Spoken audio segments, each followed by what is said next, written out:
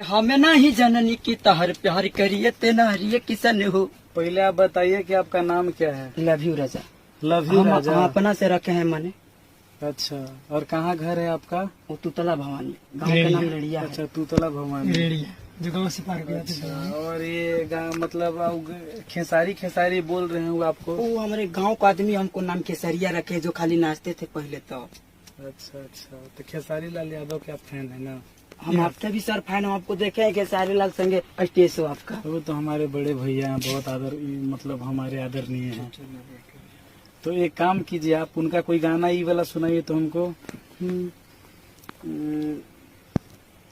कि अपना मर्द संगे काटत हुए चानी लगा के मच्छरदानी, रोज याद है गाना।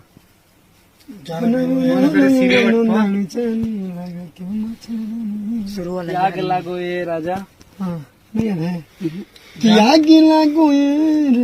गई नु जान। अरे जान गई नहीं सुनाइए उनसे। सैड सॉन्ग ही बहुत अच्छा, सैड सॉन्ग सुनाइए। एगो नया फिलहाल में आई रही नहीं वाला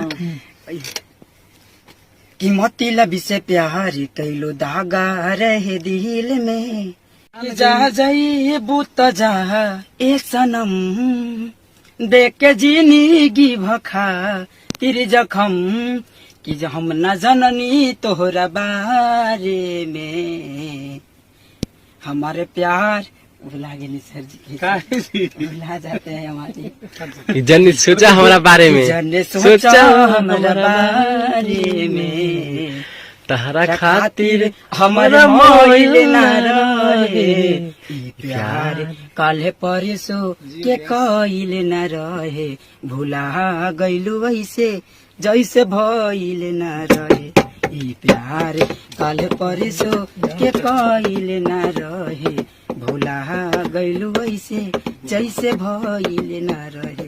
अभी गाना गा करके यहाँ से। अच्छा, ये स्टूडियो का पता कौन बताया आपको। सर ये है। अच्छा, इनको पहचानते हैं। हम तो अभी नया बानी कोई के ये लिए हमारे स्टूडियो प्लेटफॉर्म स्टूडियो औरंगाबाद जिला में इनके ऑनर हैं हमारे बड़े भैया सरदार भैया। ठीक है, अब यहाँ से गा के कहाँ जाइएगा। कहाँ जाएंगे सर, घर जाएंगे और तुतला भवानी ना। हम तो चलिए, मतलब स्टेज प्रोग्राम करते हैं। हाँ करते हैं, बहुत कम, उतना नहीं करते हैं। मिलते हैं मिलता ही नहीं है तो करेंगे। अच्छा, तो फिर तो डांस उस कैसे करते हैं। खेसारी लाल के 2 कॉपी एकदम करते हाँ, हैं। वैसे ही पहले करते थे हम, और अभी वो करते हैं। उन्हें मन लगता है करने में ना। हाँ मन लगता है।